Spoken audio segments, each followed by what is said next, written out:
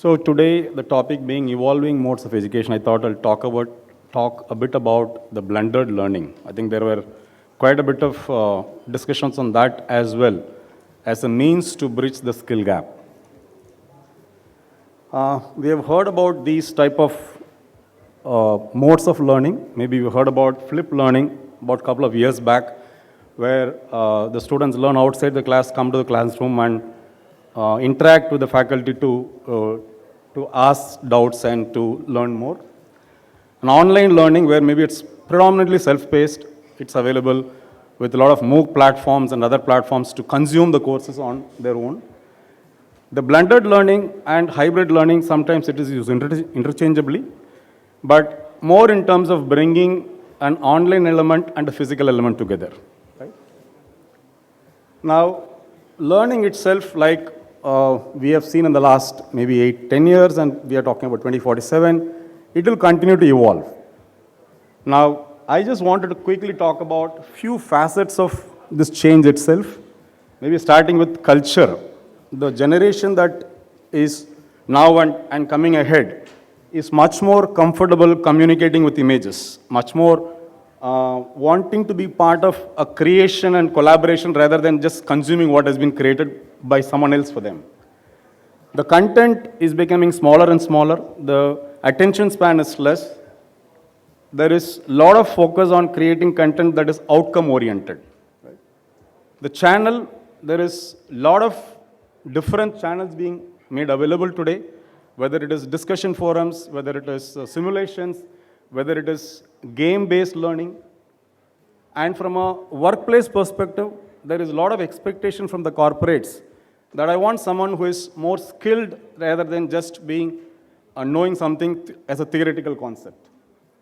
And there is this concept of lifelong learning as well coming, which is even after I join an organization, I should continue to upskill myself on different areas of knowledge required for the job and for future job roles.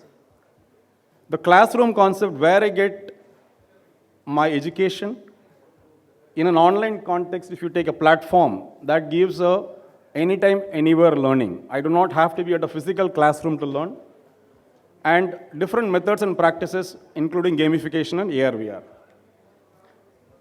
From a educationist point of view, if you're looking at how do I look at blended learning, what are some of the things that you could consider while you're planning for a blended learning? I've put together a few thoughts. Teacher-student relationship. It is very important that because the student is not in front of you, how do you build an empathetic relationship with them to make them communicate with you and be part of the learning and do it in a much more effective manner? Student engagement. It is also very important that if you're getting into an online mode or a blended mode of learning, you are creating interventions for them to be attentive, to be responding, and also look at some project work where multiple people can come together on a project and work on it, so that even if they are taking this from home, there is some concept of togetherness.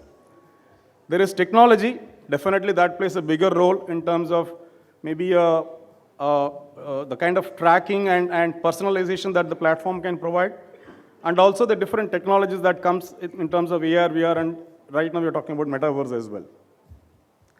The course design, definitely for a particular topic, if there are a set of elements you want to address, which part of that element should be done in a classroom setting, which part of that should be done in a self-paced mode, an instructor-led mode, or in a theoretical hands-on session. So that kind of a thinking has to evolve and be included as part of the course design.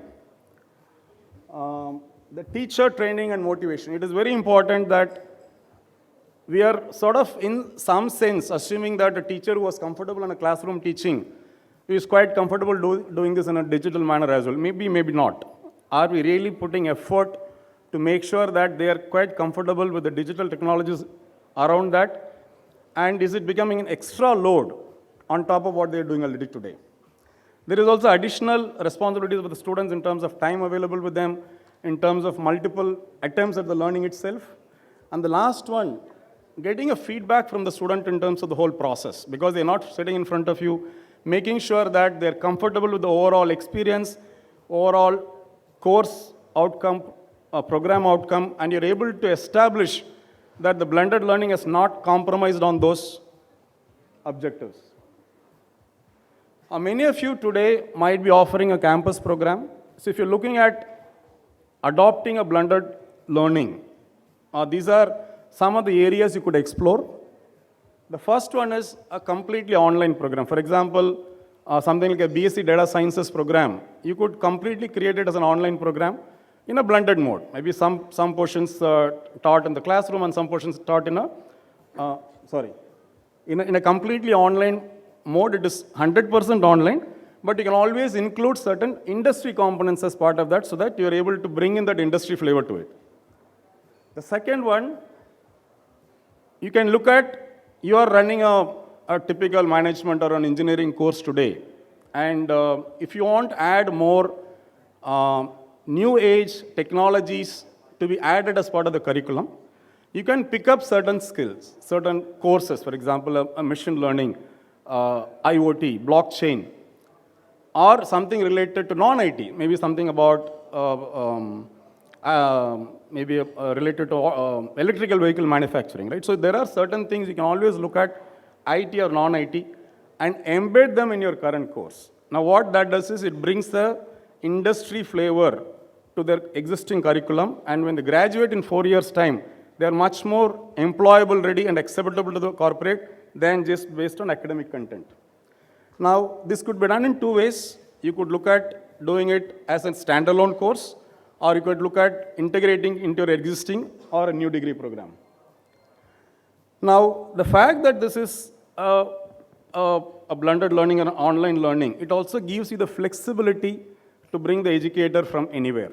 You could use your faculty, but if you think that there is some amount of familiarity with the faculty, being expert in a certain area, and you're looking for an AI, you don't want to take a typical computer science teacher and call them an AI expert next day. In terms of credibility, this online platform allows you to look at anyone else across the world who can be a faculty for you, can deliver the online component for you. That flexibility is what this platform does. And you can also look at a platform, a digital platform to enable this whole process, right from a platform to learn, to interact, to get assessed, to practice. So you need an online platform. You have to make sure that you invest in the right platform for it. And also make sure that there is a skill-based learning or a hands-on learning as well to augment the theoretical learning. Because like I said, more and more expectation from the corporate that when someone is comfortable in a skill, they are actually having the hands-on exposure as well. Now, what we have done from TCS iON, we have looked at this blended learning as a way to solve a skill gap problem. We have taken an ecosystem approach. TCS iON as a platform provider, we have partnered with industries and with academicians. Today we have partnered with 50 plus universities across India. We have created content that is on industry relevant topics. These are in IT, BFSI, manufacturing. And these are co-created along with the academia and the industry. And there is a lot of experiential learning. It is the kind of content we have created are based on the industry's usage of that concept. There is a lot of practical application to the concept. And we also made sure that there is internships and job support at the end of it. So it's an end-to-end program starting from learning to all the way to the jobs. There are platforms we have created for community because it's very important for them to be interacting among one another and also with the faculties. And we have created live sessions, that is, we call it as instructor-led sessions, where these are taught by well-known academicians in the country for that topic as to have mastery in that subject. And we do that with both industry experts and with academic experts. And we have a formal summative exam at the end of it. So it's not something which is more like a course completion exam, but more of a formal exam, which means that the colleges or the universities can offer this as a credit program because it is taught and evaluated as well at the end of it. And lot of industry projects for practical exposure. Like I said, 50 plus universities till date, close to 3.5 lakh course subscriptions on our platform, and 1,500 corporates to absorb these candidates as and when they complete. We started this about a year back, but there are students of taking these courses in the second year, third year, fourth year, so it will sort of evolve over a period of next 2 to 3 years. In summary, blended learning is here. You can try and do this yourself by building all these things, or look for partners who can help you in this journey. Thank you.